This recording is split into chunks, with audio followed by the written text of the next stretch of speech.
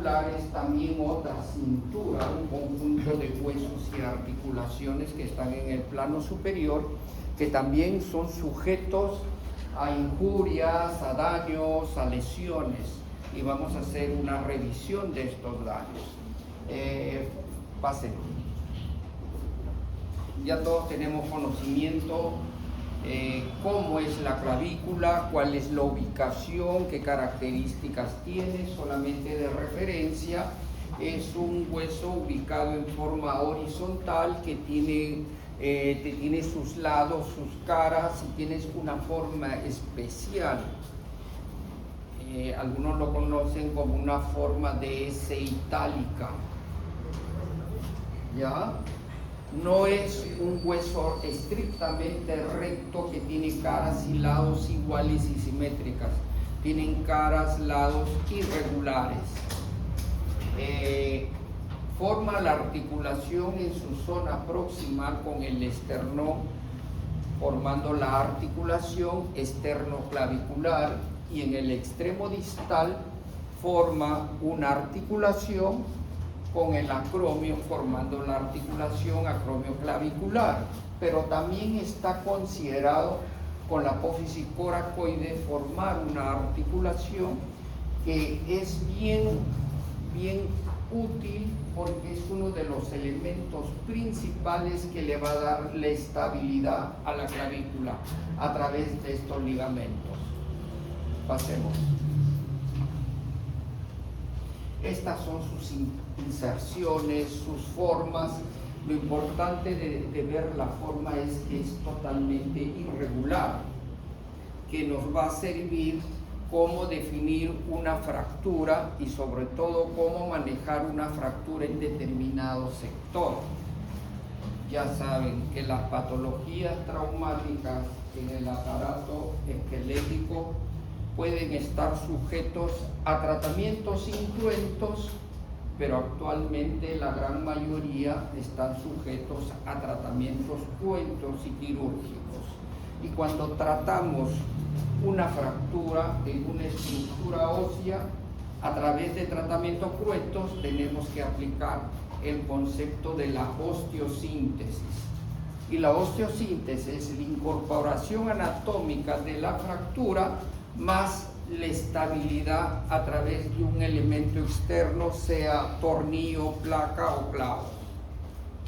¿Ya? Y hay algunos casos, que son pocos, estarán sujetos a tratamientos incruentos. Estas son las formas irregulares, los lados irregulares. Pasemos. También la clavícula sirve de protección para elementos importantes. Acá tenemos la arteria axilar, que da sus ramas, la rama torácica, la rama troncotorácica, las circunflejas anterior y posterior, que son arterias importantes de acuerdo a la patología. Esta es una anatomía topográfica en relación al esqueleto. Vale la pena conocer esto, porque toda fractura en diferente nivel puede tener consecuencias con elementos vasculares importantes, como también con nervios importantes. Pasemos. Estas son el plexo cervical a través de sus raíces, troncos, cómo se va dividiendo por debajo de la clavícula, para tener algunos nervios específicos de gran importancia en el miembro superior, como es el radial, mediano y el cubital. Pasemos. O sea, el rol de la clavícula también es de protección. Ojo, cuando hablemos de osteosíntesis, de fractura de clavícula, el cirujano tendrá que tener mucho en cuenta qué elementos pueden ser afectados por el acto quirúrgico. Las patologías traumáticas tienen que tener un antecedente traumático, ¿no? En el caso de la clavícula, se pueden producir a través de actividades deportivas, caídas de altura, accidentes automovilísticos, traumatismos directos en el hombro, o también por proyectiles de arma de fuego. Yo, en la experiencia que tengo, en fracturas y sobre todo en emergencias hay un buen porcentaje de fracturas por arma de fuego a nivel de la clavícula. ¿Cuáles son los mecanismos que pueden producir una fractura a nivel de la clavícula? Puede ser el mecanismo directo o el mecanismo indirecto. Mecanismo directo es cuando el objeto injuriante a través de sus fuerzas va directamente a la zona y produce la fractura. El mecanismo indirecto, las fuerzas injuriantes no van directamente donde se produce la fractura, sino van en un lugar que está por fuera de la zona de la fractura. Este sería el mecanismo indirecto. Pasemos. La medicina te permite identificar clínicamente, los estudios científicos ya demuestran cuáles son las características propias para nosotros desde el punto de vista clínico pensar en una fractura. Entonces, estos son los mecanismos, sobre todo indirecto. Ciclista que cae, este es otro ciclista que cae, pero clínicamente tienen, la gran mayoría de fracturados tienen esta característica típica. La mano contralateral señalándose la zona de la fractura, el miembro afectado en su zona proximal, en el brazo, en el miembro superior afectado en aducción y la distal en abducción. O sea, siempre es esta posición. Si yo transito por este lugar y veo este personaje, este deportista en esta posición, tengan la seguridad que yo voy a pensar fractura de clavícula. ¿No? Ya hay una inducción a pensar en un fracturado de clavícula. Pasemos. Y yo tengo que demostrar que ese paciente tiene fractura de clavícula, haré la evaluación clínica, luego veremos qué características debe tener para ir ya acrecentando mi diagnóstico de fractura de clavícula. Tiene que haber dolor en la zona de la fractura. Muchas veces hay aumento de volumen a la inspección, hay deformidad, hay zona equimótica, movilidad normal. Hay algunos pacientes, supongamos ese paciente lo asistimos, una de las cosas que le llama la atención aparte del dolor, dice, cuando muevo un poco el brazo, siento un movimiento en esta zona, ya me está diciendo fractura de clavícula. Hay algunos otros que te dicen, cada vez que muevo mi brazo siento unos crujidos, o algunos dicen siento unos conejos. Generalmente los de la costa dicen conejo y los de la sierra dicen como uy, ya, entonces hay un crujido que también es signo, sin necesidad de mucha exploración, y dice, siento que cuando muevo hay un crujido, es ya característico de una fractura. Y la actitud antálgica, que ya lo habíamos mencionado, mire, otro ciclista y en esa posición, y seguimos buscando ciclistas que han tenido la caída con probable fractura, casi siempre vamos a encontrar en esa posición. Pasemos. Aquí un futbolista que también tuvo una caída, se golpeó directamente en el hombro, o sea, mecanismo indirecto. Al retirar la ropa encontramos un aumento de volumen, incluso con deformación. Aquí hay aumento de volumen y vemos una deformación en la zona. A este paciente se le realiza una radiografía y evidenciamos una fractura cabalgada. Entonces el cabalgamiento, ya más que aumento de volumen, nos está llevando una deformación. A la inspección clínica podemos determinar una fractura de clavícula, yo creo que sí, con todo lo que hemos dicho, mecanismo de la lesión, características clínicas. En el interrogatorio, si es que el paciente no lo menciona, nosotros le preguntamos, ¿y hay crujidos? Ah, sí, tengo crujidos al movimiento, ¿no? Pasa. Al margen de la evaluación clínica, siempre hay que tener consideración de algunos mecanismos dentro de la evaluación. Evaluar la integridad de la piel. En caso de nosotros tener una sospecha de clavícula, ya saben, en todo lo que es traumatología, siempre evaluar al paciente y tener cuidado en evaluar la integridad de la piel. Ya yo sé que hay una fractura de clavícula, pero yo reviso cómo está la piel. Entonces, en este caso, vemos una deformación puntiforme, ¿no? Con una zona totalmente traumatizada. ¿Qué podemos pensar? Vamos a manejar igual como cualquier fractura de clavícula. A este paciente tiene que estar manejado desde otro ángulo de vista, bajo otra proyección, porque más que esa lesión puntiforme, ya nos preocupa que ya la piel está por perforarse. Ojo, entonces de lo que es una fractura cerrada, está en camino de hacer una fractura expuesta. Y la gran diferencia, fractura cerrada versus fractura expuesta, el manejo tiene mayor consideración en el caso de las fracturas expuestas, porque no solamente voy a manejar una fractura, sino voy a manejar una probable infección. Yo tengo respeto por todas las especialidades, sé que en todas las especialidades manejan las patologías con infección, pero en traumatología hablar de infección sí es una palabra muy fuerte, y eso lo van a ver más adelante cuando toquen el tema de fracturas, infecciones, fracturas expuestas, osteomielitis, osteoartritis, ya tienen otra connotación. Entonces, cuando hablamos nosotros de infección del hueso, ya tenemos que tener mucho cuidado. ¿Ya? Entonces, evaluar la integridad de la piel, porque se puede transformar una fractura cerrada en una fractura expuesta.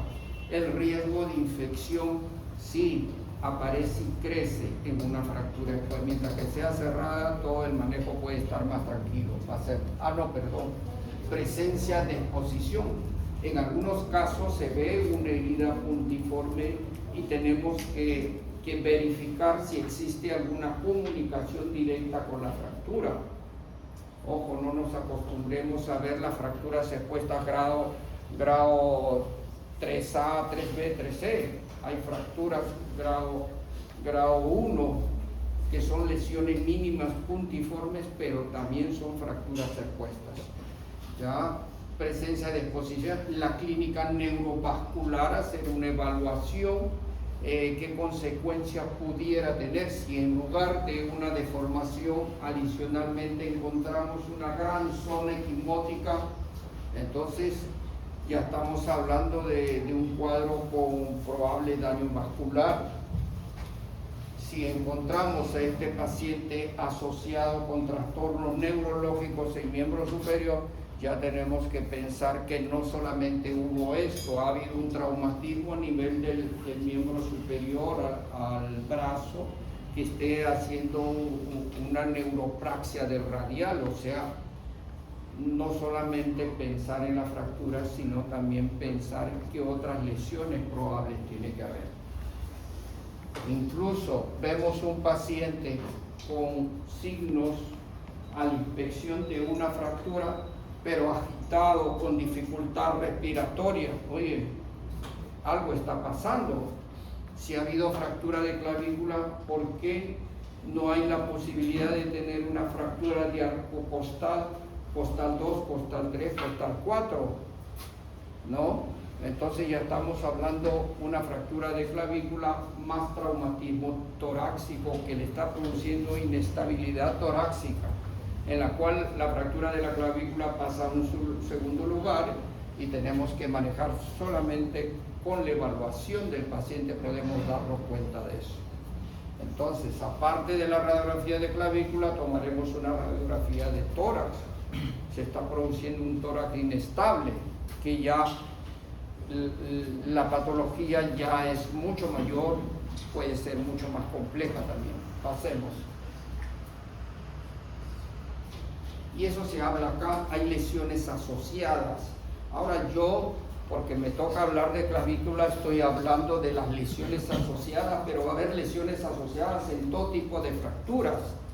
Algunos de los colegas podría omitir por diferentes circunstancias, pero ustedes tienen que tener en cuenta que otras lesiones adicionales puede haber en una fractura de fémur, en una fractura de platillo tibial, en una fractura de tobillo, ¿no? En tibia distal, en plafón tibial.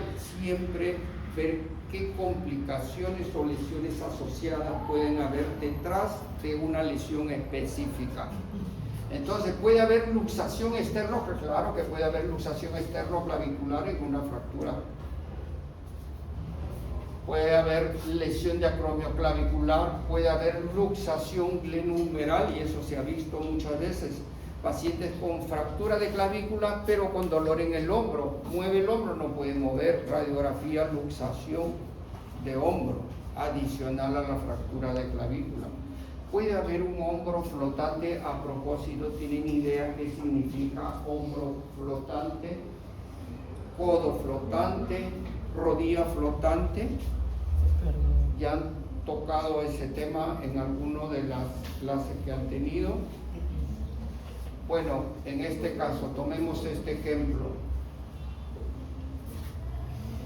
Fractura de clavícula es una injuria que antecede a una articulación, pero posterior a la articulación, en este caso del hombro, hay otra fractura.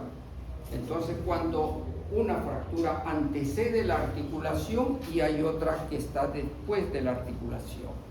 Eso puede pasar con una fractura intercondilia de fémur distal y una fractura de platillo tibial. Ya estaríamos hablando de una rodilla flotante.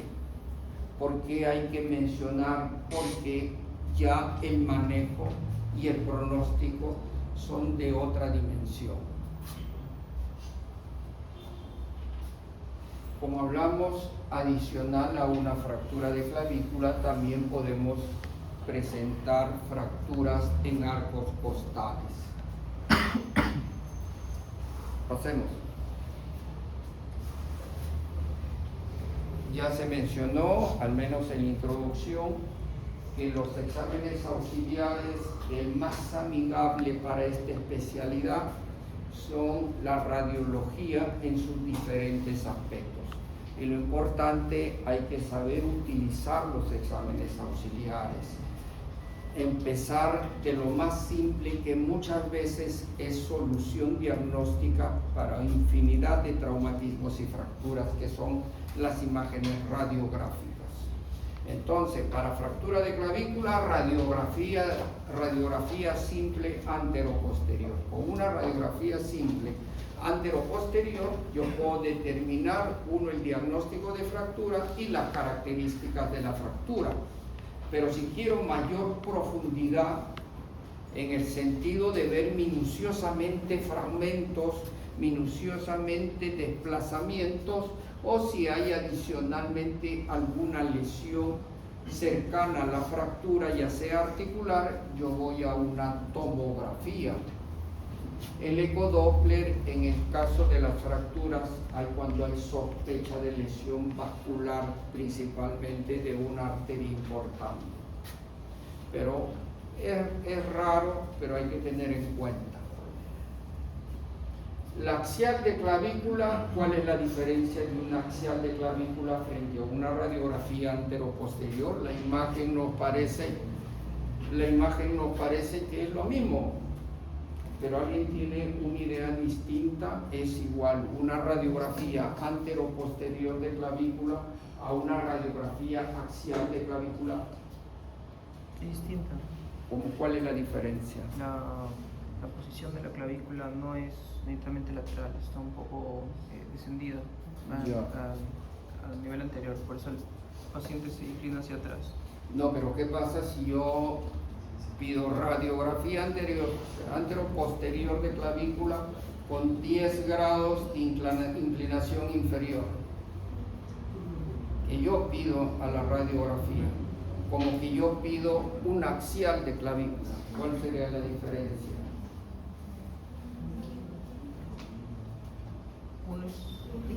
Un anteroposterior ya hay un formato definido donde que el paciente se ubique en una posición y la máquina entre en una posición. Pero en el caso de un axial, el paciente puede adoptar una posición distinta. Es un anteroposterior, pero el paciente adopta una posición distinta, ¿no? Ya el tecnólogo, a través del radiólogo, le dirá, pues tómate un axial, y para el radiólogo dirá, inclina tu cuerpo un poco más. El paciente es quien realiza el movimiento, como en este caso. Y este es un axial de clavícula. Pero da la impresión de que fuese lo mismo. Yo he revisado literatura ya hace mucho tiempo, es donde el paciente adopta la posición. A ver, inclínese un poquito hacia atrás, gire un poquito, ya está. El paciente es quien mueve la posición, ¿no? Pasemos. Pero lo importante es que una radiografía simple, en cualquiera de las características, te puede definir claramente una fractura y sus variantes. Y ya habíamos hablado algo acerca de la clasificación. Cuando surgió la traumatología en los primeros años, se trataba bajo parámetros estandarizados en determinada clavícula. Pero estos grupos de estudios, estos científicos, estos médicos dedicados más a la parte de la investigación, dijeron, no podemos hablar igual de las fracturas, no podemos generalizar las fracturas, tendríamos que ordenarlo de acuerdo a algunas características. Y ahí es donde surgen las clasificaciones. ¿Cuál es el fundamento de una clasificación? Identificar el buen diagnóstico, la precisión del diagnóstico, y te permite hacer buen manejo de acuerdo a las características específicas, y sobre todo te da mayor propiedad para hablar de un pronóstico. Una fractura compleja de clavícula yo no puedo tratar ni manejar igual que una fractura simple.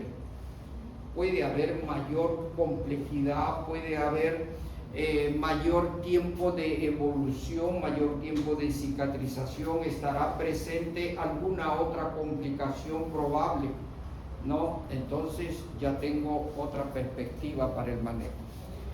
Para la fractura de clavícula surgieron una serie de clasificaciones, como para cada fractura. No crean que les enseñan una clasificación de Robust y esa es la única. No, hay infinidad, porque hay diferentes grupos de estudio en diferentes países. Entonces, para clavícula, Hallman desde el año 67 se usa mucho la clasificación de NIR, la clasificación AO y una clasificación de Edimburgo. Miren el tiempo cuando surgieron estos trabajos de investigación. Y acá vemos que una clasificación nos va a dar una mayor calidad para el diagnóstico, nos va a dar una mayor certeza en el manejo y tratamiento de estas fracturas, y sobre todo va a influir en el mejor pronóstico. Pasemos. La clasificación de Hallman es una de las clasificaciones más sencillas. A la clavícula separa en 3 segmentos regulares, simétricos, imaginarios, y considera, como anatómicamente está descrito, extremo medial, extremo distal y la zona diafisaria céntrica. Esa es una de las divisiones clásicas para el estudio de la clavícula. Pasemos. Y la clasificación de Hallman va de acuerdo a la mayor incidencia de la producción de la fractura. ¿Cuál es el objetivo de la clasificación de Hallman? Agruparlos de acuerdo a la mayor incidencia de las fracturas según los segmentos, y los clasifica a través de grupos. Entonces el grupo 1 seguía el porcentaje del 69-85% en la zona media. A la zona media, Hallman dice, este es el primer grupo. ¿Por qué es el primer grupo? Porque en este lugar se producen el alto porcentaje, el mayor porcentaje de las fracturas.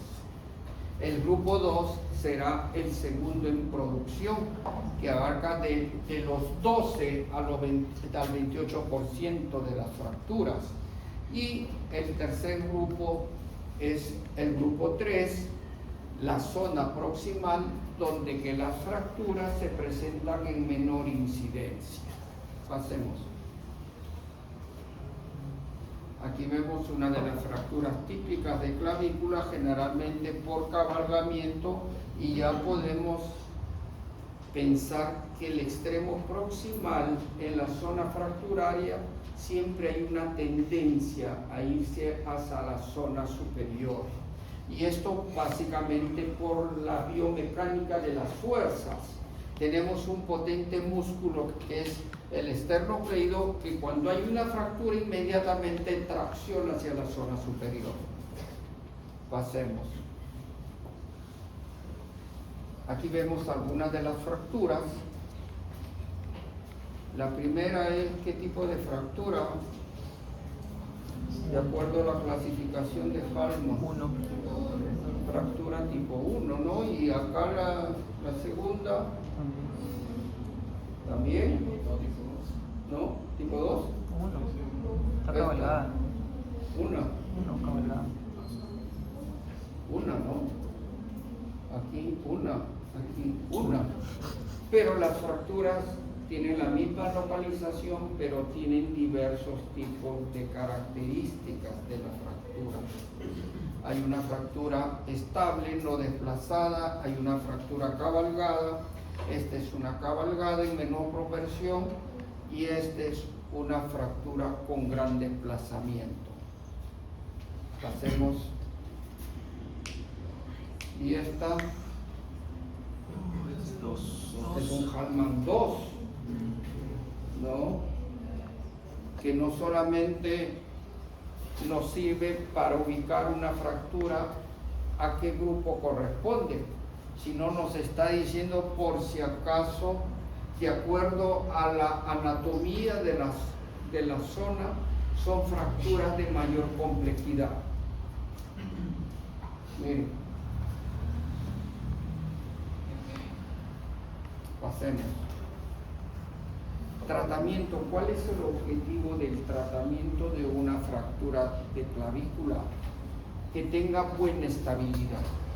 Si hay una fractura no desplazada que no requiera tratamiento quirúrgico, yo tengo que buscar que haya una buena estabilidad. O sea, esa tiene que ser mi preocupación. Si es una fractura sin desplazamiento, yo tengo que, y no quirúrgica, tengo que utilizar dos mecanismos que puedan darle inmovilización o puedan darle estabilidad a esa fractura, como pueden ser los vendajes en 8 o puede ser un buen cabestrillo. Y obviamente tengo que hablar claramente con el paciente. Aquí el manejo de la fractura, gran parte lo vas a hacer tú. Yo que conozco de las fracturas te voy a dar las instrucciones y las recomendaciones. Por más vendajes, trata de no movilizar ese brazo, trata de usar el cabestrillo, trata de no estar haciendo movimientos porque pueden surgir desplazamientos. Entonces, el tratamiento incruento también es una buena alternativa. ¿Qué pasa si es una paciente mujer de 65 años? ¿No? Es mejor no operar si es que no hay desplazamiento. Pero si es una persona que necesita movimiento inmediatamente, aún no desplazada, yo puedo plantear un tratamiento quirúrgico, siempre y cuando las características del tejido óseo también me permiten. Una persona dice, no, doctor, yo no puedo estar así 4 semanas, 5 semanas, yo de acá en una semana tengo que viajar al extranjero. Entonces hay que operar, que nos permite mayor seguridad y mayor recuperación dentro del tiempo prudente. Entonces, ¿cuáles son los objetivos del tratamiento? Buena estabilidad. En el caso de la cirugía, buena estabilidad lo podemos dar a través de placas y tornillos, o también podemos dar a través de clavos, agujas Kirchner, que más adelante se va a ver cómo se utiliza. ¿Qué es uno de los objetivos? Buscar que haya buena consolidación. Donde consolida mejor en una paciente, una fractura estable, manejada incruentamente, o en una fractura estable, manejado quirúrgicamente.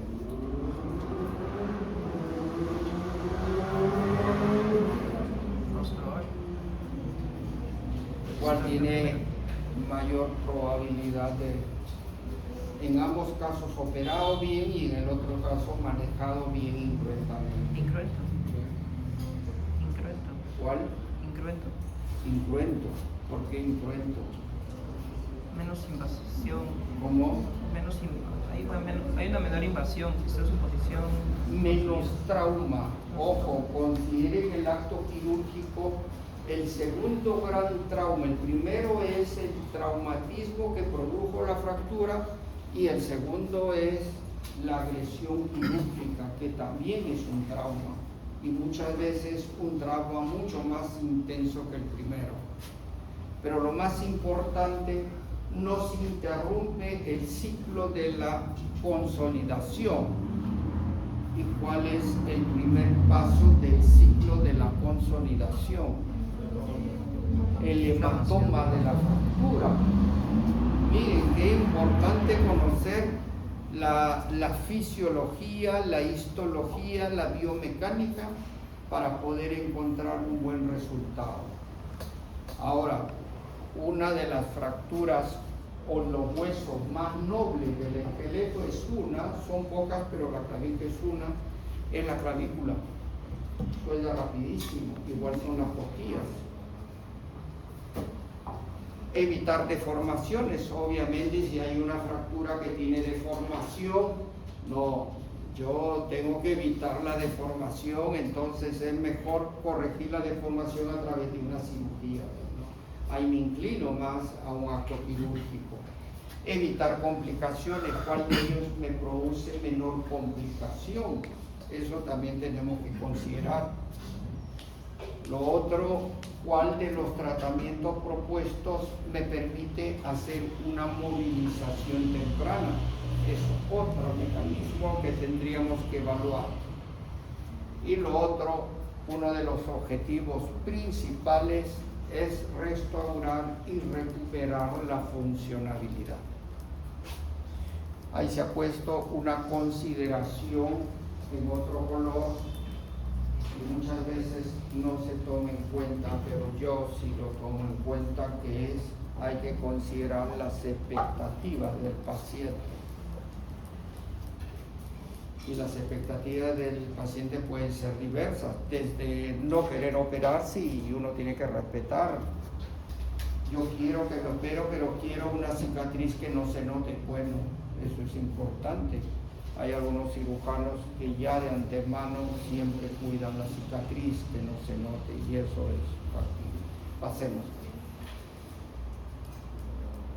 La posición del acto quirúrgico es de acuerdo a cuál es la técnica que va a utilizar, pero generalmente las posiciones más comunes son cúbito dorsal en 30-40 grados o en silla de playa, se le conoce. 40-45 en posición de ya casi semisentado. Es una posición adecuada para la buena respiración del paciente y para la buena manipulación del cirujano. Estas son las incisiones: transclavicular, supraclavicular, infraclavicular. El cirujano va a elegir cuál es lo mejor para él. Eso se respeta mucho. Ojo, siempre tener en cuenta no agredir elementos importantes, ¿no? Arterias, nervios. ¿Cómo queda la herida? No dejarlo a la superficie del hueso. Hay algunas personas que tienen una gran sensibilidad Hasta el roce de una blusa le produce dolor, molestias, entonces hay que tratar de esconder un poco. Hay algunas personas que también se respeta que el tener una cicatriz es mucho más complicado que el tener la fractura. Uno tiene que ver que el ser humano es totalmente distinto, pero hay que respetar las condiciones de cada ser humano. Pasemos. Tratamiento quirúrgico, hay normas ya establecidas. Aquí, por ejemplo, hablan de desplazamiento mayor de 20 milímetros, cabalgamiento mayor de 20 milímetros, mayor de 2 centímetros. Yo la verdad, yo ni 10 centímetros he aceptado de desplazamiento. He preferido operarlos. ¿No? Tercer fragmento libre, si es una condición que hay que una fractura con un fragmento libre, es mejor operar porque va a haber mayor posibilidad de hacer retardo de consolidación, mayor posibilidad de tener una pseudoartrosis. Si ya sé que la complicación acrecienta, es mejor operarlos, hacer una buena reducción y una buena estabilidad de la fractura. Entonces, el tercer fragmento libre siempre hay que ver ya con una visión quirúrgica. Fracturas polifragmentadas también es mejor darle una buena estabilidad y en consecuencia someter a tratamiento quirúrgico. Hay fracturas distales irreductibles. Cuando tú tratas de reducir el fragmento y siempre sale del lugar, es mejor colocarle una placa con tornillos, o sea, hacer un tratamiento quirúrgico. Obviamente en las fracturas expuestas, ¿no? Tratamiento quirúrgico en las fracturas expuestas. Ya o ya deben de haber hecho algún protocolo de manejo de fracturas expuestas, ¿no? Lo van a hacer en prácticas, en seminarios. Politraumatizados también es una indicación. ¿Por qué un politraumatizado, un paciente con una fractura de clavícula, es mejor operar? ¿Por qué? Tiene Casimiro.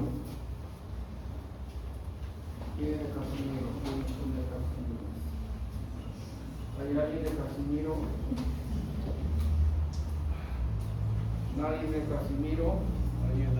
Ahí hacen bastante emergencias. Imagino que les han hablado.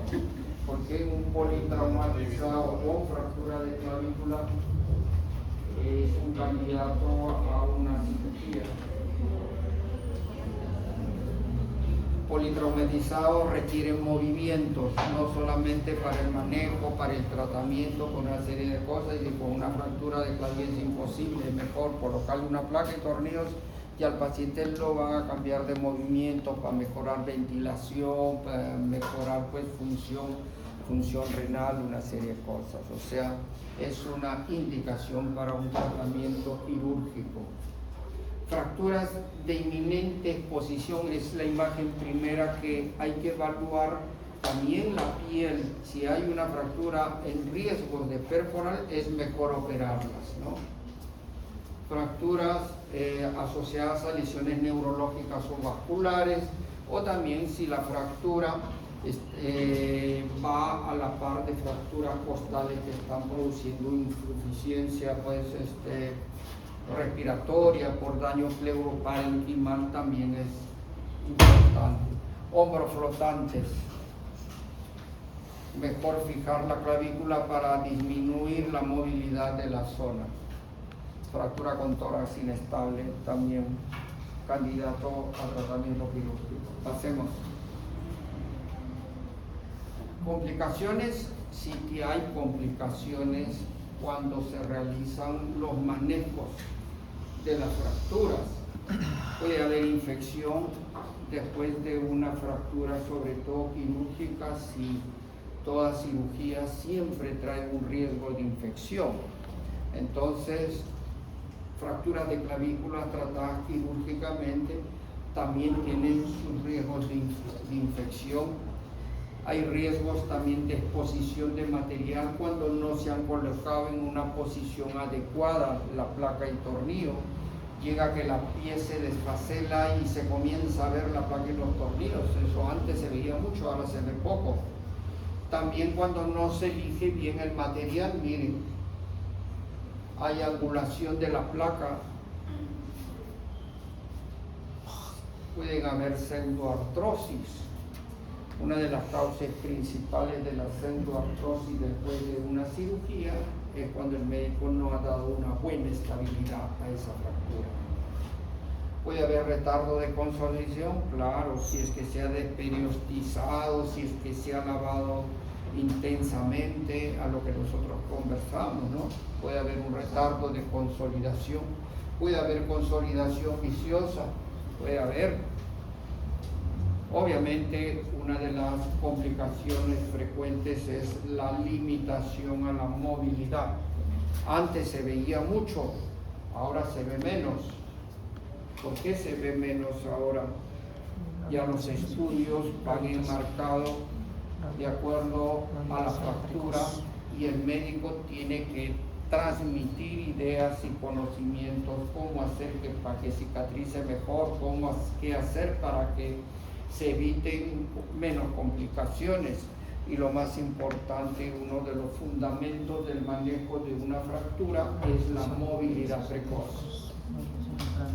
¿Ya? Hay pacientes que están muy bien operados, pero bueno, ya que venga dentro de 15 días, venga dentro de un mes, nadie le dijo que ya comience a mover.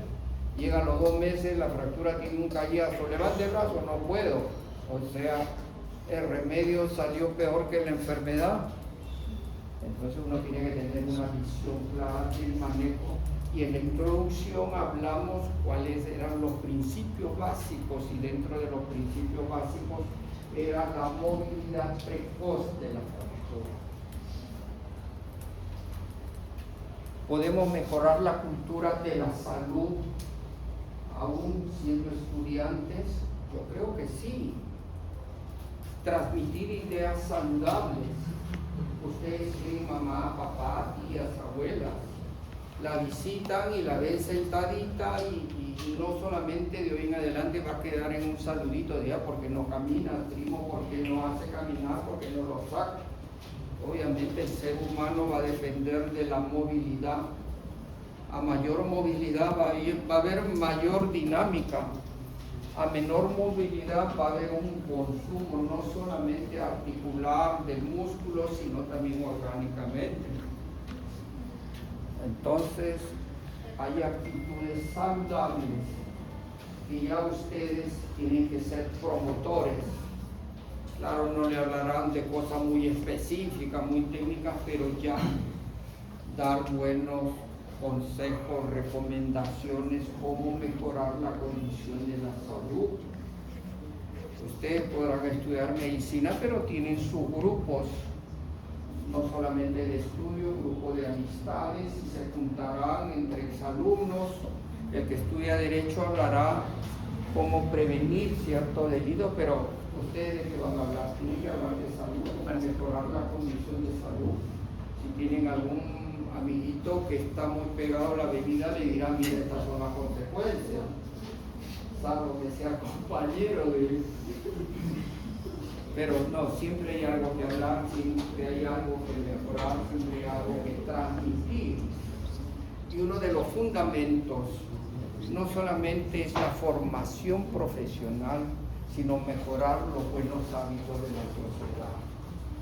Buscar personas que tengan buena salud, buen concepto, ubicar la salud en el lugar que corresponde. Muchas familias tienen presupuesto, bueno, aquí para comer 5 semanas en un banquete en la calle, para arreglar el televisor, para que ver el partidito, la novela, pero cuando te enfermas no tienes presupuesto. No, la salud tiene que tener siempre un presupuesto para cuando haya la necesidad inmediatamente será atendido. La salud es importante para el ser humano y sobre todo para la sociedad. Entonces, ustedes tienen que ser promotores de la salud. Vamos a pasar. ¿Qué es lo que se hace en un acto quirúrgico cuando hablamos de fracturas? Osteosíntesis. ¿Y qué significa osteosíntesis? transformar fragmentos en un solo fragmento, sintetizar los daños del tejido y en lo posible hacerlos anatómicos. Pero la reconstrucción anatómica tiene que estar asociado a la estabilidad de ese segmento. Entonces, osteosíntesis es recuperar la anatomía más la estabilidad de la fractura. ¿Cómo se consigue eso? Generalmente con actos quirúrgicos y con materiales específicos para esos fines. Entonces, en clavícula hay placas de bajo contacto, o sea, hay variedad de tipos de placas. No crean que solamente una placa recta es suficiente, ¿no? Hay variedad de placas de acuerdo a las características. Obviamente, con conocer que hay variedad de placas con características específicas, suficiente para que ustedes lo tengan en cuenta. Pero hablarle de características específicas de cada placa, eso ya es motivo de conocimiento a un residente que va a hacer la especialidad. Entonces, en el segmento de artroplastías, me interesa características específicas de cada prótesis, no. Saber que hay una prótesis total, saber que hay una prótesis parcial, saber si es cementado, saber si no es cementado, por qué se coloca eso. Eso es lo elemental que ustedes tienen que saber. Pero a un residente ya se le explica cómo funciona la prótesis bipolar en el hombro. Ya es otra intensidad de preguntas. Entonces, con que sabemos que existen variedad de placas de acuerdo a la característica, de acuerdo a la superficie anatómica, yo creo que eso es suficiente. Placas de compresión dinámica son placas especiales que ayudan a cerrar la fractura y también tienen que conocer la técnica, cómo cerrar una fractura. Placas de reconstrucción son placas metálicas que son maleables, son fuertes, pero te permite buscar el diseño de la superficie de la anatomía. Son las placas de reconstrucción. Placa gancho lo vamos a ver, son placas especiales y específicas para fracturas Hallman II, generalmente para fracturas Hallman II, porque una placa simple, recta, no puede aplicarse en fracturas Hallman II. Y más adelante vamos a explicar por qué razón.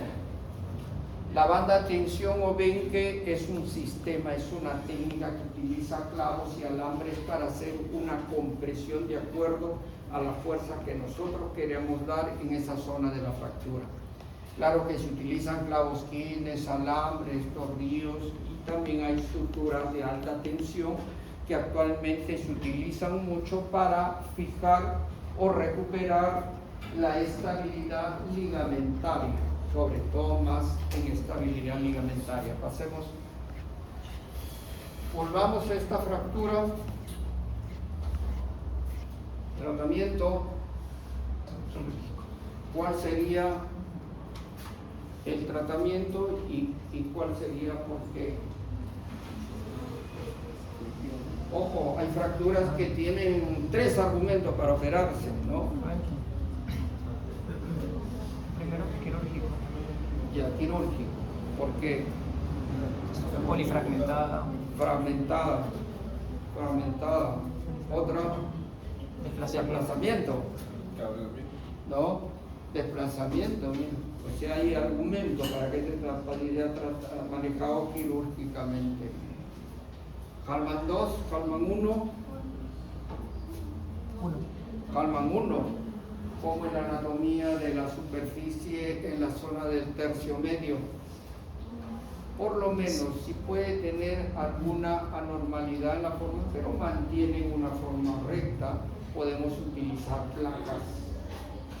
placas y tornillos. Ahí tenemos más panorama como para jugar con las características de la placa. Y esta de acá también, Hallman. ¿Cuál es el tratamiento acá? Desplazamiento mayor de 20 milímetros. Acá directamente el paciente quirúrgico. Entonces, cuando vean un paciente amistad de ustedes que haya sido sometido a tratamiento, ya más o menos tienen una idea que ha habido una justificación, ya vieron qué características podrían tener. Hacemos la anterior. Y acá estamos utilizando la clasificación de Hallman. ¿Qué Hallman sería? Hallman 2. Primera imagen. Cruento, incruento. Cruento, tratamiento que le ofrecemos a este paciente.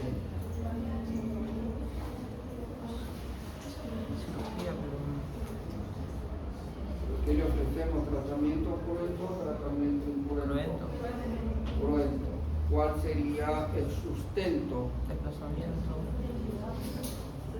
Desplazamiento polifragmentado y hay un fragmento puntiforme, o sea, hay varios sustentos para tratar.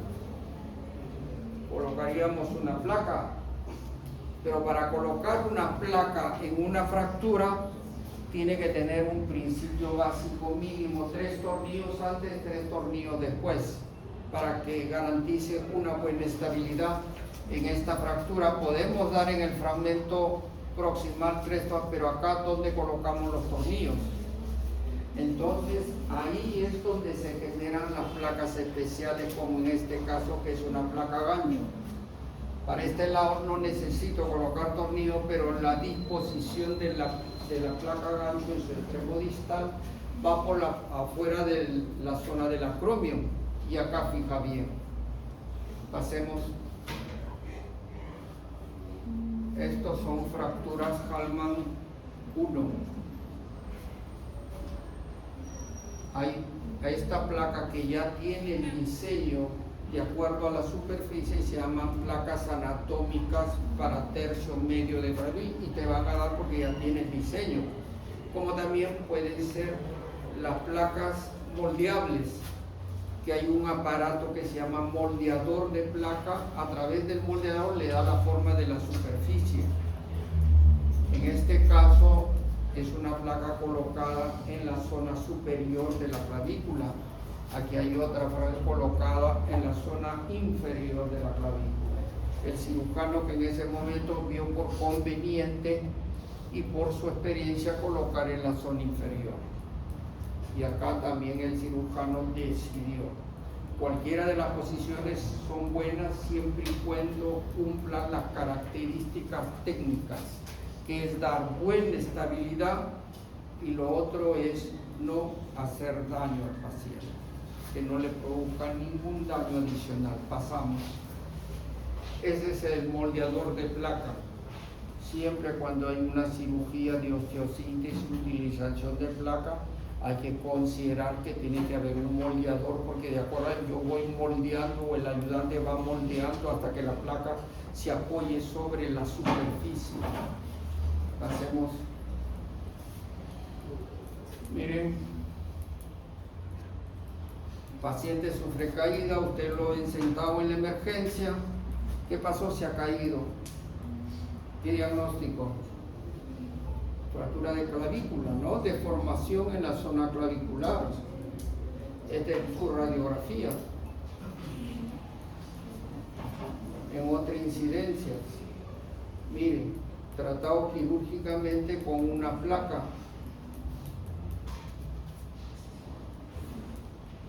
Pase. Paciente varón 30 años, cae bicicleta en marcha con dolor, deformación, impotencia funcional y miembro afectado. Al examen, deformación y dolor en zona clavicular izquierda. Se solicita estudio radiográfico y se indica un analgésico intramuscular y adicionalmente un cabestrillo. Describe usted la radiografía. ¿Cómo podemos describir la radiografía? Fractura de clavícula Hallman 1. Fractura Hallman 1, o una fractura tercio medio con desplazamiento, ¿no? ¿Cuál sería el tratamiento que se propone?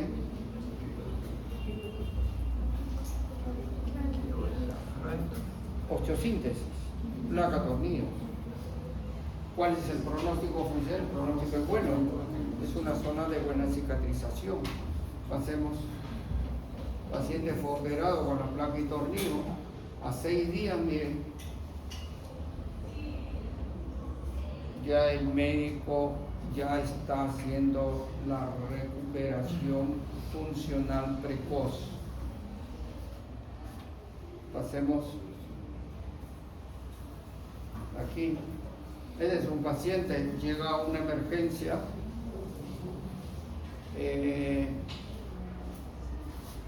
piden la radiografía, no es bien evaluado, piden una radiografía, inmediatamente envían esta radiografía, los médicos, en este caso residentes, a internos, vamos a echar la culpa, que no tienen mucha experiencia, dicen, fractura de clavícula, y me explicaron cuando yo vi el capítulo, cuando era más alejado a la zona céntrica era un Hallman 2, es una fractura de clavícula Hallman 2. Entonces tiene la mala fortuna el paciente que llega a manos también a un cirujano inexperto y trata de colocarle una placa sin conocer los principios y los fundamentos. Vamos a hablar todo lo que sucede, que también se ve en estos casos. Pasan los días, regresen, pasan los días, regresen. Pasan los días y toman una radiografía y sigue igual. La zona de la fractura, hay un espacio, no hay cicatrización. 2 o 3 meses sigue igual, no hay cicatrización. Algunos con inexperiencia dirán, pues, ¿qué pasó? Y los que tienen experiencia sí saben qué pasó, que no fue manejado adecuadamente desde el primer momento. Número 1, que no era una fractura reciente, esta era una fractura que ya tenía 2 o 3 meses. Ya la fractura tenía bordes escleróticos, lo que significa que esta fractura, si no lo tratabas bien, nunca iba a cicatrizar. ¿Qué es lo que pasó? Las escleras tapan las superficies y no permiten la cicatrización, hacer los puentes óseos de unión. Puede pasar 2, 3, 4, 5 meses y va a seguir así. A lo contrario, ya estaríamos frente a una pseudoartrosis. Deciden en la junta médica una nueva cirugía. Pase a ver. Tratan de utilizar una placa gancho para darle estabilidad. Han retirado el fragmento distal, han hecho una sutura ligamentaria y esperar la pseudocicatrización del tejido para corregir los ejes. ¿Por qué pasó esto? Hay veces por desconocimiento o hay veces por exceso de confianza o hay veces por no tener esa capacidad de evaluar a todos los pacientes. Siempre puede tocar uno que no se evalúa bien, que puede tener mayores complicaciones.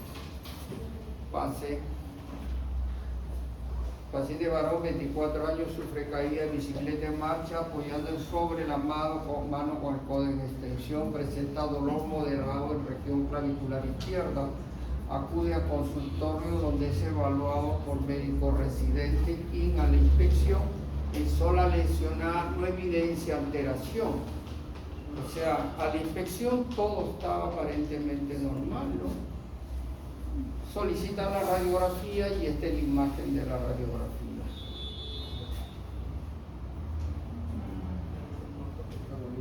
¿Cuál sería el diagnóstico? ¿Algo más? No desplazada, no, eso es importante.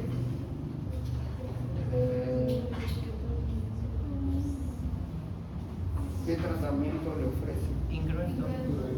Tratamiento incruento, salvo algunas consideraciones. Si es una persona mayor, 60 años, ¿no? Yo lo manejaría incruento, más aún siendo una dama, yo lo manejaría incruentamente. ¿Por qué manejaría incruentamente en una dama? porque si tendríamos algo que pensar a favor de un tratamiento quirúrgico, nos veríamos bloqueados por la calidad del hueso. Adicionalmente, lo que significa una cirugía es mejor no tocar. Si este es un paciente joven, no, porque hay que esperar todo tipo, no, yo dentro de 2 días viajo al extranjero, tengo que hacer cosas, tengo que entrar a mi trabajo. Ahí sí lo operamos, le damos una estabilidad. O sea, la definición del tratamiento quirúrgico en algunos casos depende de otros tipos de características y evaluaciones. Pasemos. Este es el tipo de inmovilización que antes se usaba muchísimo, bajo el concepto de que la clavícula era un hueso muy noble a la cicatrización. Lo único que teníamos que hacer era corregir. En fracturas polifragmentadas con deformación, colocamos al paciente sentado en hiperextensión. Y ahí acuérdense del efecto de la tracción. Si ustedes tienen un pasador grande pero envuelto, basta agarrar los 2 extremos y van a formar una línea recta. Aquí la hiperextensión era un factor que corregía las deformaciones. Y si había un desplazamiento, colocábamos anestesia local y presionábamos, tratábamos de hundir, claro que el paciente no sentía, y lo manteníamos con un vendaje o yeso en 8 de esta, y muchos de ellos solucionaban bien la fractura. Pasemos el otro. Ahora ya hay otro tipo de ortésicos con la modernidad, mucho más simple, que cumplen la misma función, pero son mucho más cómodos para el paciente. Pasemos. Esta es la clasificación. Aparte de eso hay subgrupos con desplazamientos, sin desplazamientos adicionales. Luego hay una clasificación de NIR para los Hallman 2. ¿Qué es esto? Y para la clasificación de NIR habla de la estabilidad de los ligamentos coracoclaviculares. ¿Cuáles son los ligamentos coracoclaviculares? Trapezoide y conoide. Trapezoide y conoide. Básico y fundamental conocer cómo se distribuye el ligamento y cuál es su función importante. ¿No? Tipo 1, fractura sin lesión de ligamentos. Tipo 2, de la clasificación de NIR para las fracturas distales. Tipo 2, con ruptura de uno de los ligamentos. Y tipo 3, sin lesión ligamentaria, pero con fracturas articulares. Hacemos. Estas son las diversas cirugías donde ya se asocian lesiones ligamentarias. Acá, si ustedes ven, hay a través de un tornillo la unión de un ligamento, hay unas suturas de alta tensión que claro que en la radiografía no se ven, pero esta imagen demuestra que ha sido reparado el ligamento. Aquí también. Aquí, con reemplazo de tendón de la fascia lata. Hacemos. Complicaciones detrás de una fractura de clavícula, pseudoartrosis, fatiga de material, no unión, dolor crónico, limitación funcional. Ojo, en muy pocos casos también se observan lesiones neurovasculares después de la cirugía. Y lo otro que hay que considerar mucho es la cicatriz hipertrófica. Hay cirugías que técnicamente están perfectas, alivió los requisitos de una buena estabilidad, de una movilidad precoz, pero va notando en el transcurso de la evolución una cicatriz totalmente deformante, muy sensible, dolorosa, cicatriz hipertrófica o queloidea. Es también uno de los factores que hay que tener mucho en cuenta. Tanto es así que hay pacientes que más les molesta la cicatriz que la propia fractura. son motivos para tratamiento adicional de la cicatriz, incluso otras cirugías de corrección de la cicatriz. Pasemos. Luxación acromioclavicular, sigamos. Aquí sí hablamos ya de los ligamentos, porque cuando hay luxación, no solamente hay lesión de los ligamentos acromioclavicular anterior, posterior, superior, con lesión del disco, sino también hay lesión del ligamento trapezoide y del ligamento conoideo. El ligamento trapezoideo tiene dos fascículos, un fascículo anterior y un fascículo posterior. Y el ligamento conoideo tiene uno anterior, uno posterior y un fascículo intermedio. Hacemos. Esta es una radiografía de una estructura normal que a la imagen radiográfica el espacio normal debe de verse entre 5 milímetros promedio. ¿Qué pasa si encontramos en un paciente producto de un traumatismo a la radiografía un espacio de 1 centímetro más? Ya estamos hablando de una lesión ligamentaria. Acá también el espacio entre la superficie de la apófisis caracoides y el borde inferior de la clavícula debe ser entre 11 a 13, pero normalmente es de 1 centímetro a 1,5 centímetros. Pero hay algunos casos donde se ve un mayor espacio. También eso nos explica radiográficamente que hay lesión ligamentaria. Pasemos. La vía mecánica, esta articulación es diartrósica, presenta un disco meniscoide, existen estabilizadores estáticos y estabilizadores dinámicos. ¿Qué significa los estabilizadores?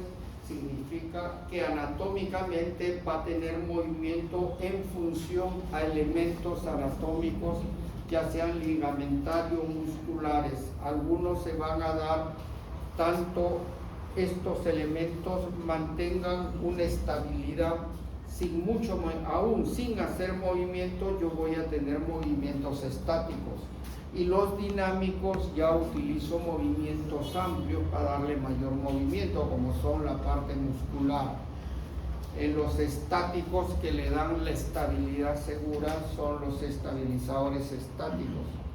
Ligamento conoideo, ligamento trapezoideo son lo más importante. Pasemos.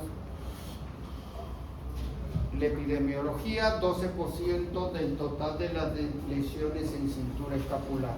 ¿Qué significa esto? En todas las patologías traumáticas que suceden en la cintura escapular, el 12% corresponde a lesiones de esta articulación. El 8% del total de las lesiones del cuerpo. O sea, en un análisis de todas las lesiones del cuerpo, el 8% corresponde a las luxaciones acromioclavicular. ¿En quienes se da más? Entre la segunda y tercera década de la vida. ¿Cuál es la proporción de acuerdo al sexo? Más se da en varones que en damas. ¿En qué proporción? En el 10, por cada 10 serían de hombres, 1 sería de mujer. Por cada 10, 9 hombres, 1 mujer, ¿no? Más o menos, ¿no? ¿Cómo sería? 10, 1. Ya está bien. ¿Cuál es la actividad que produce mayor lesión? Generalmente los deportes de contacto tienen una alta incidencia de producción de las lesiones en la zona acromioclavicular. Mecanismos directos, trauma directo sobre el hombro, en algunos casos sobre el hombro con el brazo en aducción. Pasemos. Aquí hay algunos ejemplos. Pasemos. Clasificación, hay una variedad de clasificaciones. Está la clasificación de Tosi, de Bannister, pero la más completa que hasta ahora se usa mucho es la clasificación de Rothbuck. La clasificación de Rothbuck es la clasificación número 1, la clasificación de Tosi, ¿no? hay luxación con distensión de los acromioclaviculares y los coracoclaviculares íntegros.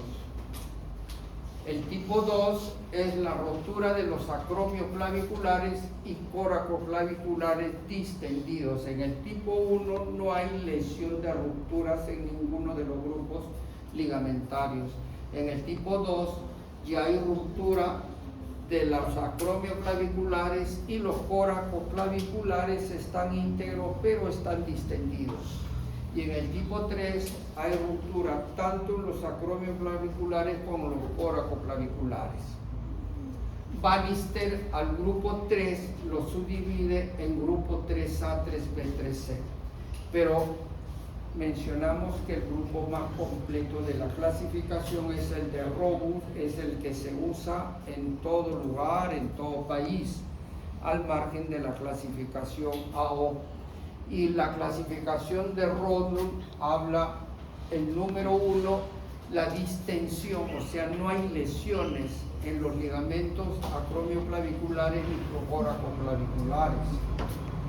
La tipo 2, y hay ruptura de los acromioclaviculares y los coracoclaviculares distendidos.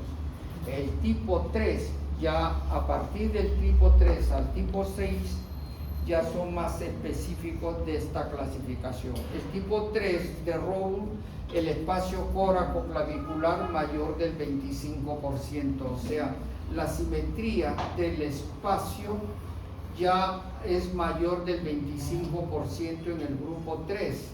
Incluso algunos de ellos con deltoides y trapecio parcialmente desinsertados. El grupo 4 de Robust habla de un desplazamiento clavicular posterior. Estos tres últimos son importantes. Cuando uno radiográficamente ve el desplazamiento clavicular hacia la zona posterior, ya estamos hablando del grupo 4 de Robust que requiere tratamiento quirúrgico. El grupo 5 es el espacio coracoclavicular al 100 al 300%, o sea, ascendido hacia la zona superior. Y el grupo 6 es el desplazamiento clavicular a la zona inferior. O sea, los tres últimos de la clasificación de Robust ya hablan de desplazamientos amplios y completos. El grupo 4 hay un desplazamiento hacia la zona posterior. El grupo 5 hay un desplazamiento hacia la zona superior y el grupo 6 desplazamiento clavicular hacia la zona inferior. Conclusión: Robust 4, Robust 5, Robust 6, tratamiento quirúrgico. Robust 1, Robust 2, Robust 1, Robust 2, tratamiento incruento, solamente cabestrío. Donde se mantiene la duda y es parte del análisis son los Robust tipo 3, cuando hay un desplazamiento moderado. En algunos casos es conveniente operar, en otros es mejor no operar. ¿Cuál sería la consecuencia de un Robust 3 no operado? 1, va a haber una discreta deformación, y 2, la recuperación de la función va a ser íntegro. Entonces, manejando con un cabestrío 3-4 semanas, va a haber movimiento progresivo hasta lograr movimientos completos. En algunos casos, el bulto le significa mucho, entonces el paciente dice: doctor, yo prefiero que me opere, ¿no? Ahí vale mucho la expectativa del paciente.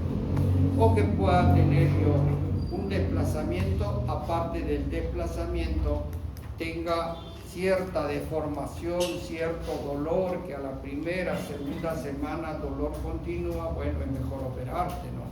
Te permite hacer un análisis en el momento y un análisis posterior. Pero en el caso de Robust 4, Robust 5 y Robust 6, es tratamiento quirúrgico 100%. Dicho sea de paso, es motivo de pregunta de examen. Ya lo saben, ¿no? Ya tiene el banco. Ya, pasemos.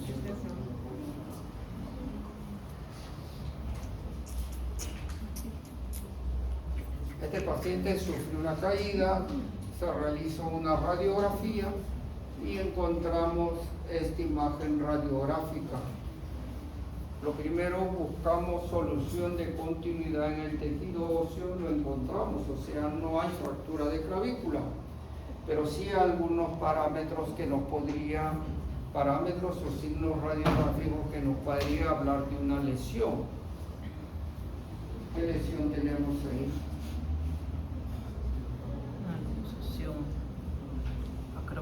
Luxación acromioclavicular, ascendido más del 100%, un gran espacio entre la superficie de la clavícula con la superficie de la apófisis coracoides. Ya nos está hablando de una ruptura ligamentaria. ¿Qué robus sería ahí? 5. Robus 5, desplazamiento superior. ¿Qué hacemos? ¿Lo dejamos ahí? Cirugía. Mira cómo llegamos a un diagnóstico, cómo llegamos a un tratamiento. Pasemos. Esto es lo que se produce en el caso anterior. Hay ruptura del ligamento acromioclavicular y coracoclavicular. Pasemos. Hay una clasificación, es el mismo robus, pero en una imagen mucho más simple. Número 1, no hay lesión ligamentaria, solamente hay cuadros inflamatorios con distensión de la coracoclavicular, la apófisis coracoide clavicular. Estadio 2, ruptura de los ligamentos acromioclaviculares y distensión de los coracoclaviculares. Y estadio 3, ruptura de ambos ligamentos.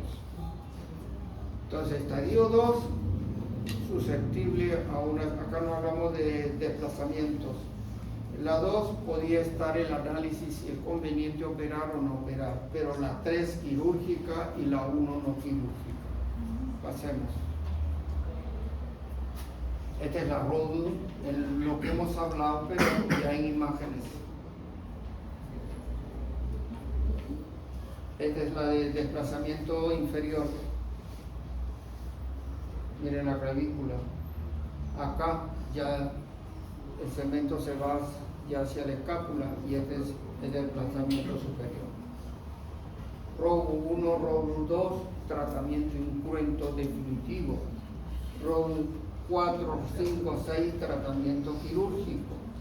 RODU 3 siempre es merecedor de un análisis mucho más amplio si al paciente conviene operarlo o no operarlo. Pasemos. Esto igual, ¿no? Pase. Este es lo que se hablaba cuando mencionamos algo de osteosíntesis, el sistema de Obenke bandas a tensión, la clavija de los quines más un alambre que le va a dar estabilidad.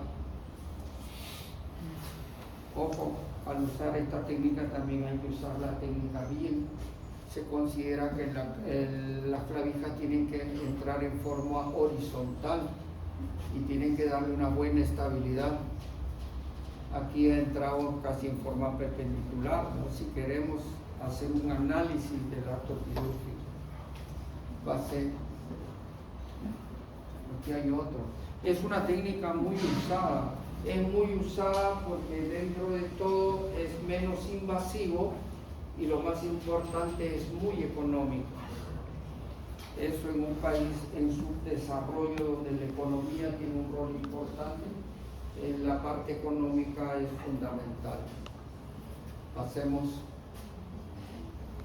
¿Qué radiografías utilizamos para las luxaciones? Postero-anterior, contralateral, proyección, estudios de carga. En estudio de carga sí vamos a tener que detenernos un poco. Muchas veces la posición del paciente o que es una patología que no reviste gran dolor y la postura del paciente da la impresión a la radiografía simple estar en el nivel, pero al examen clínico, al movimiento, la presencia de un dolor totalmente distinto ya nos obliga a descartar cómo están los ligamentos. Entonces al paciente se le coloca en posición frente al equipo de rayos y se les da un peso de 10 kilos para levantar, y al momento de haber una tracción inferior, el segmento baja el hombro, pero la clavícula sube. Y cuando eso es positivo significa que hay una ruptura superior de ligamentos. Entonces eso se llama el estudio en carga, que es un estudio muy importante cuando hay una sospecha de que hay una luxación con desplazamiento hacia la zona superior por lesión del ligamento acromioclavicular y clóvico-tóraco-clavicular. Y el otro estudio son las tomografías. Pasamos.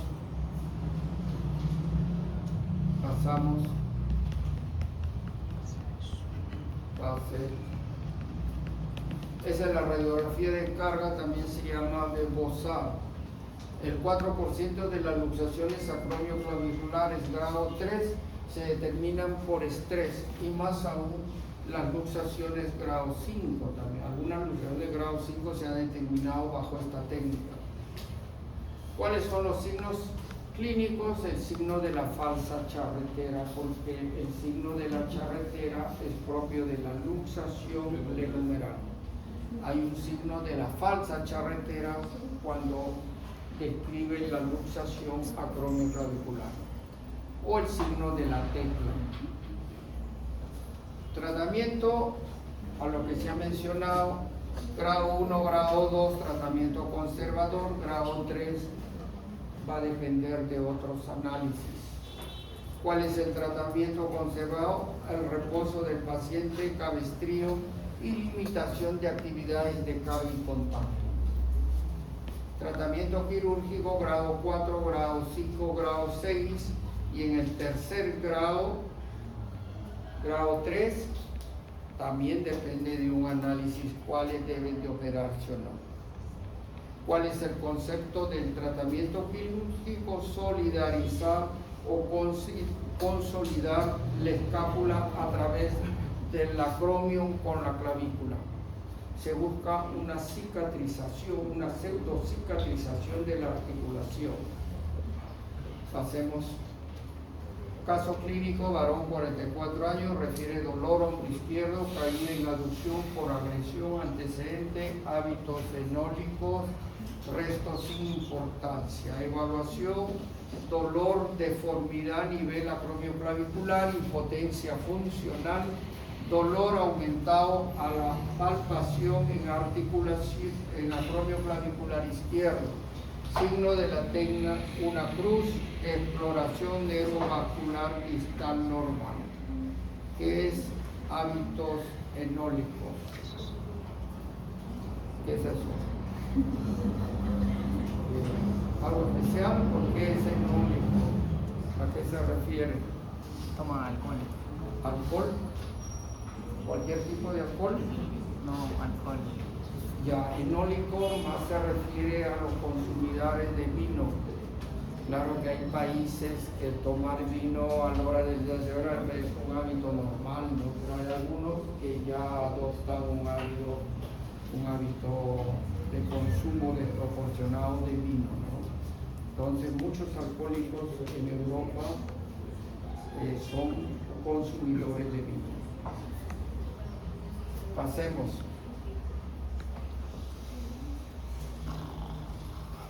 ¿Qué hacemos ahí?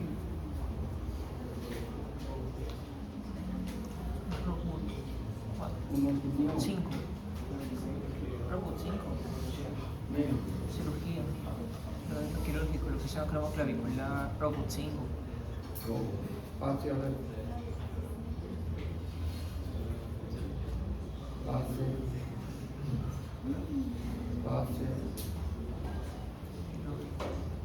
Tercer grado. Parece un 5, ¿no? Parecía, pero habría que medirlo más. Pase. Quirúrgico. Bueno, en el que se opera se Parece opera. un 5. Aún siendo un grado 3, También se puede. la condición del paciente ameritaba una reducción con clavos y Kirchner, y corrección de la apófisis coracoide con sutura de alta tensión. Hubo reinserción de deltoides. Pasemos. Tratamiento quirúrgico: mantener la reducción de la clavícula durante la cicatrización de los ligamentos. Pase. Este es de la articulación más reparación ligamentaria. Miren, acá hay un tornillo de bloqueo. Va una sutura de alta tensión y el tornillo es quien agarra en la parte inferior para mantenerlo rígido. Pase. Lo mismo, el tornillo.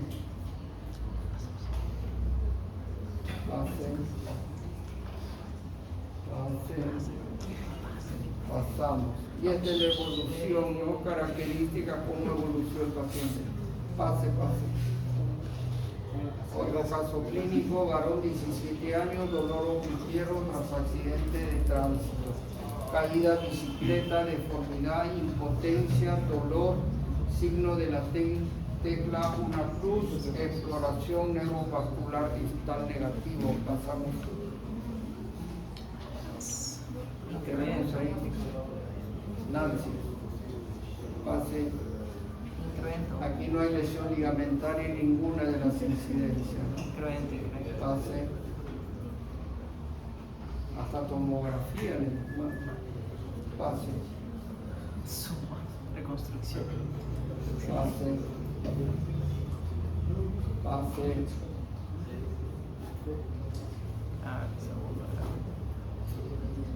Ya. Reposo cabestrillo, 2 semanas, evitar actividad forzada, evitar deporte de contacto, evitar carga. Pasamos. Cabestrillo asintomático los 35, arco de movilidad completo los 35 días. Pasamos. Indicaciones quirúrgicas: grado de luxación, cuarto, quinto, sexto. Tipo 4, tipo 5, tipo 6, tratamiento quirúrgico. Indicación quirúrgica cuando también hay lesiones asociadas a esa luxación. Otro de los elementos que hay que valorar para el tratamiento es la edad del paciente. ¿Qué actividad desarrolla el paciente? Obviamente, si tiene una luxación grado 3 con discreto pronunciamiento o ascendencia del extremo distal de la clavícula en un esquivador, es mejor operar porque ellos generalmente soportan carga en ese lugar. O hay deportistas también en las cuales influye mejor el acto quirúrgico. Pasemos. Complicaciones: pérdida de la reducción, es decir, el elemento que se ha utilizado fácilmente puede producirse desplazamientos, ruptura o migración del material de osteosíntesis, perforación de la piel. Eso se ve mucho en la utilización de los clavos. Muchos de ellos producen perforación de la piel. Infección y cicatrización, defectos de cicatrización. Patología traumática de húmero proximal. Vamos, ¿se cansó, no? Vamos a hablar algo rápido. Esta es la articulación, el numeral. Lo importante de la articulación es su biodinámica, su disposición anatómica y su biodinámica. Gran parte de los movimientos se utilizan a través de tendones como el manguito de los rotadores. ¿Quiénes forman el manguito de los rotadores? Supraespinoso, infraespinoso, redondo venoso. Pasemos. Importante la anatomía vascular: circunfleja anterior, circunfleja posterior. La circunfleja anterior por su rama ascendente, importantísima, por donde va la rama ascendente de la circunfleja anterior Canal bicipital. por el canal bicipital. Ojo, lesión tendinosa, fractura que afectan el canal bicipital pueden producir una lesión vascular, pero qué importante una lesión vascular en esta articulación. Tiene gran facilidad de hacer necrosis vascular. Entonces, fracturas de húmero proximal ya no lo asociamos a infecciones, pero sí lo vamos a asociar a necrosis avascular del tejido. Eso es importantísimo de este segmento anatómico. Pasemos. La arteria axilar va a dar dos ramas, una rama anterior y una rama posterior a lo que se conoce circunfleja anterior y circunfleja posterior. Mientras la rama posterior va a dar unas ramas metafisiarias, va a irrigar la zona metafisiaria, la circunfleja anterior va a irrigar el territorio de la cabeza humeral. La arteria circunfleja posterior, ramas metafisiarias. Entonces, mucho cuidado de las fracturas que están produciendo daño en la vascularización. Pasamos nervio plexo braquial, si son los más importantes. Pasamos, ¿qué hora son más? 2:40 ya. El doctor Barrial está... Ah, te esperando. Lo de ahí lo dejamos. Sí, no se preocupen, para leer ustedes